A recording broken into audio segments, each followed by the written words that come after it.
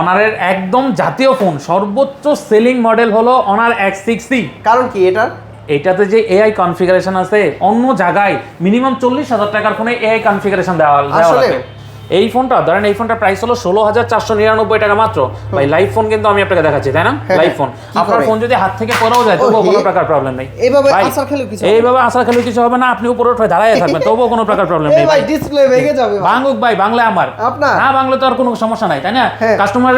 Customer আসবে এখান থেকে টেস্ট করে নিয়ে যাবে, সমস্যা নাই। টেস্ট করে নিয়ে যাবে। আবার এই ফোনটার এআই কিছু কনফিগারেশন আছে, আমি যদি আপনাকে দেখাই। সে ফর এক্সাম্পল ধরেন আপনার একটা ছবি আমি নিছি, আপনার একটা ছবি আমি নেই, কিংবা আমার একটা ছবি নেই, চোখ বন্ধ করে নাকি অনেক সময় এরকমটা হয় না ভাই? হ্যাঁ, চোখ বন্ধ হয়ে গেছে কিন্তু গ্রুপের একটা ছবি নিছেন, আপনার ফ্যামিলি মেম্বার সবাই আছে এখানে, আপনার চোখটা বন্ধ হয়ে গেছে, সেই ছবিটা আপনি কি করেন? ডিলিট করে দেন।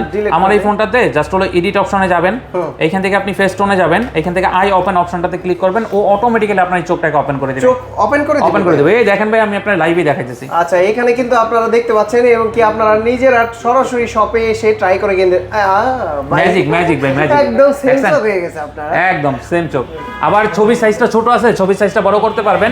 আবার ছবি ওঠানোর পরে ধরেন পিছনে অনেকজন মানুষ চলে আসে, সেই মানুষগুলো কি রেজ করে নিতে পারবেন। প্রাইসটা কত বললেন এটা?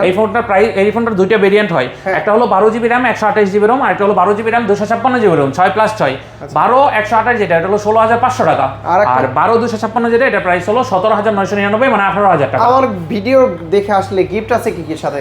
এটার সাথে আপনার ভিডিও দেখে আসলে কাস্টমারের জন্য আমি 7টা ম্যান্ডেটরি গিফট, 7টা গিফট দিয়ে দেব। 7টা গিফট, একটা গরিলা গ্লাস থাকবে, একটা ওটিজি কেবল থাকবে, একটা টাচ পেন থাকবে, একটা মোবাইল স্ট্যান্ড থাকবে, একটা ফিঙ্গার স্লিপ থাকবে, একটা নিকব্যান্ড থাকবে, আরেকটা জিনিস থাকবে যা না আসলে পরে কাস্টমারকে আমি দিয়ে দিবনি, সমস্যা নাই।